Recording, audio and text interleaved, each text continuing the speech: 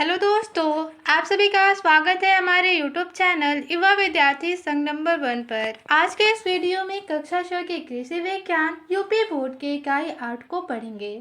इकाई का नाम है बाग। इसके प्रश्न उत्तर को इस वीडियो में पढ़ेंगे।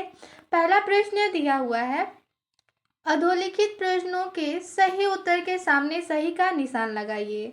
इसमें पहला प्रश्न है, फलदार वृक्ष होते हैं। पहला विकल्प है अल्पायु, ख विकल्प है दीर्घायु, ग विकल्प है 1 वर्षीय और घ विकल्प है द्विवर्षीय। फलदार वृक्ष दीर्घायु होते हैं, इसमें ख विकल्प सही होगा। आगे है प्रश्न नंबर 2, बाग के लिए सबसे उपयुक्त मृदा है। इसमें क विकल्प है दोमट, ख विकल्प है बलुई, ग विकल्प है काली और घ विकल्प है लाल। तो बाग के लिए सबसे उपयुक्त मृदा दोमट मिट्टी होती है। यहाँ पे ख विकल्प सही करेंगे। ठीक है, बाग के लिए सबसे उपयुक्त मिट्टी दोमट मिट्टी है। आगे है प्रश्न नंबर 3, नर्सरी में पौधे तैयार किए जाते हैं। क विकल्प है बीज से, ख विकल्प है तने से, ग विकल्प है जड़ से, घ विकल्प है उपयुक्त सभी से। तो हमारा आंसर होगा उपयुक्त सभी विकल्प घ। आगे प्रश्न नंबर 2 है, रिक्त स्थानों की पूर्ति कीजिए। इसमें क नंबर प्रश्न है, शहर के पास की भूमि में, आगे है रिक्त स्थान विधि से पौधे लगाए जाते हैं। शहर के पास की भूमि में किस विधि से पौधे लगाए जाते हैं? रिक्त स्थान में भरना है, भरेंगे षटभुजाकार। आगे है ख नंबर प्रश्न, बाग की सुरक्षा के लिए चारों तरफ आगे रिक्त स्थान लगाई जाती है। तो बाग की सुरक्षा के लिए चारों तरफ बाड़ लगाते हैं, रिक्त स्थान में भरेंगे बाड़। आगे है प्रश्न नंबर ग, बाग लगाने की सबसे प्रचलित आगे है रिक्त स्थान विधि है। तो कौन सी सबसे प्रचलित विधि है बाग लगाने की? इसमें भरेंगे वर्गाकार। प्रश्न नंबर 3 है, दिए गए प्रश्नों में सही कथन के सामने सही तथा गलत के सामने गलत का निशान लगाइए। इसमें है क नंबर कथन, बाग लगाने की कंटूर विधि मैदानी क्षेत्रों में अपनाई जाती है। यह कथन गलत है। आगे है ख नंबर, बाग लगाने की वर्गाकार विधि सबसे प्रचलित विधि है। ये कथन सही है, तो इसके सामने सही का निशान लगाएंगे। ग नंबर है, बाग लगाने की पंचकोणीय विधि को पूरक विधि के नाम से जाना जाता है। ये कथन सही है। आगे है प्रश्न नंबर 4, निम्नलिखित कथनों में सत्य व असत्य कथन छांटिए। इस पे क नंबर कथन है, पौधशाला में मातृवृक्ष पूर्णतः स्वस्थ होना चाहिए। यह कथन सही है, तो इसके सामने सत्य लिखेंगे। आगे है ख नंबर, नर्सरी है तो क्यारियां जमीन से नीचे होनी चाहिए। यह असत्य है। ग नंबर है, नर्सरी के लिए मृदा बलुई या बलुई दोमट होनी चाहिए। यह कथन सत्य है। घ नंबर है, सुनवेष्टन क्षेत्र में खाद्यों का रख रखाव होता है। यह कथन असत्य है। प्रश्न नंबर 5 है, कंटूर विधि द्वारा पौधे किन क्षेत्रों में लगाए जाते हैं? उत्तर होगा पहाड़ी क्षेत्रों में। प्रश्न नंबर 6 है, बाग क्यों लगाते हैं? इसका उत्तर होगा, बाग आहार उपलब्ध कराने, पर्यावरण संतुलन बनाने तथा प्राकृतिक सौंदर्य बढ़ाने वाले होते हैं। इन्हीं कारणों से लोग बाग लगाते हैं। प्रश्न नंबर 7 है, बाग लगाने की कौन कौन सी विधियां हैं? इसका उत्तर होगा, बाग लगाने की निम्न विधियां हैं। पहला वर्गाकार विधि, दूसरा आयताकार विधि, तीसरा त्रिभुजाकार विधि, चौथा है पंचकोणीय विधि, पांचवा है षटभुजाकार विधि और छठवां है कंटूर विधि।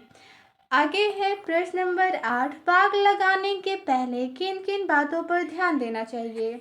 इसका उत्तर होगा, बाग लगाने से पहले निम्न बातों पर ध्यान देना चाहिए। पहली बात, बाग का स्थान चुनते समय सड़क एवं यातायात सुविधा देखनी चाहिए। दूसरा, उस स्थान की मिट्टी बलुई दोमट या चिकनी होनी चाहिए। तीसरी बात, सिंचाई और जल निकास की सुविधा होनी चाहिए। चौथा, जानवरों से नुकसान की संभावना कम हो। पांचवा, चयनित स्थान के जलवायु फल वृक्षों के अनुकूल हो। यहाँ पे छठवीं बात होगी, फल विपणन की सुविधा हो। आगे है प्रश्न नंबर 9, पौधघर यानी नर्सरी से आप क्या समझते हैं? इसकी आवश्यकता क्यों पड़ती है? उत्तर होगा, पौधे बीज, जड़ और तना आदि से तैयार किए जाते हैं। पौधे जिस स्थान पर तैयार किए जाते हैं उन्हें पौधघर या नर्सरी के नाम से पुकारते हैं। अच्छे किस्म के पौधे प्राप्त करने के लिए पौधघर की आवश्यकता होती है। उद्यान की सफलता के लिए अच्छी नर्सरी जरूरी होती है।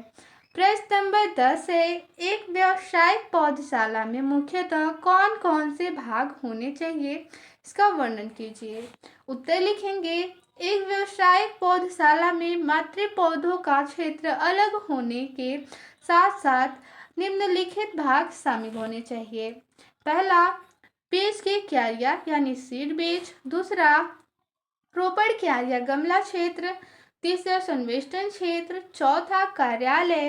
पांचवा, भंडार। छठवां, मालिक गृह और सातवां, खाद के गड्ढे आदि।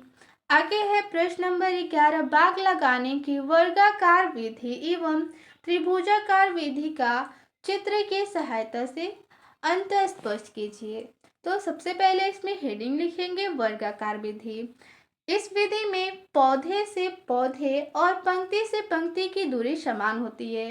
यहाँ पे चित्र बना सकते हैं, यहाँ पे पंक्ति है और यहाँ पे पौधे लगाए गए हैं। यहाँ पे पौधे यहाँ पर इस प्रकार से लगाए गए हैं कि पौधे और पौधे की दूरी, पंक्ति और पंक्ति की दूरी दोनों समान होती है।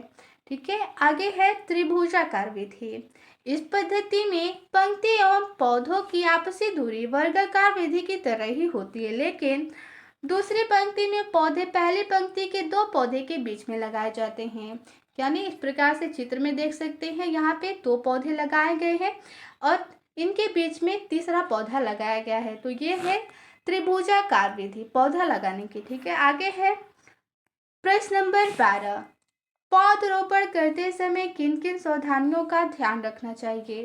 इसका उत्तर होगा, पौधरोपण करते समय बरती जाने वाली सावधानियां हैं। पहला, पौधों के रोपण से पहले रोपण विधि के अनुसार स्थान चिन्हित कर लेना चाहिए। दूसरा, औसतन आधा मीटर लंबाई, चौड़ाई एवं गहराई के गड्ढे खोदकर तथा इन गड्ढों को गोबर की खाद, बालू, तालाब की मिट्टी आदि मिलाकर भर देना चाहिए।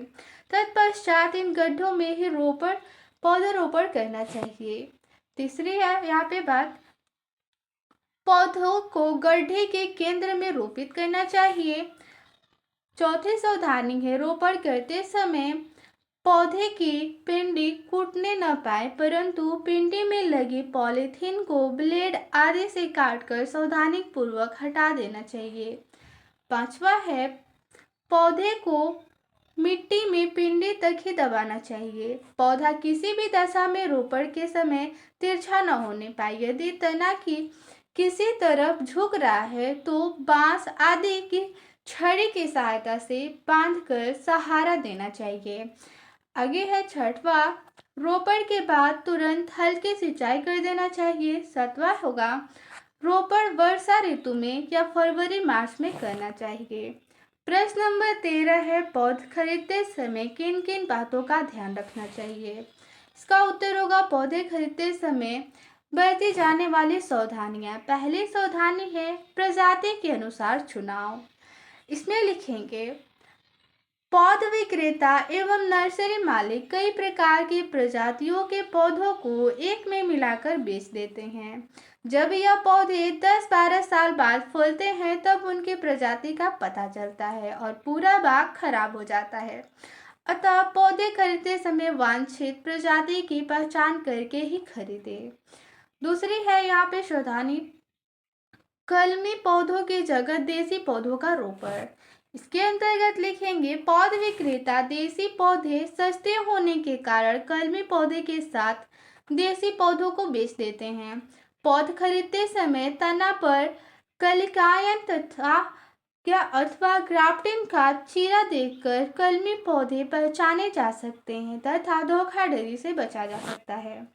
तो ये थी पौधे खरीदते समय बरती जाने वाली सावधानियां। इस पार्ट में प्रश्न इतना ही था। मिलते हैं अगले वीडियो में। धन्यवाद।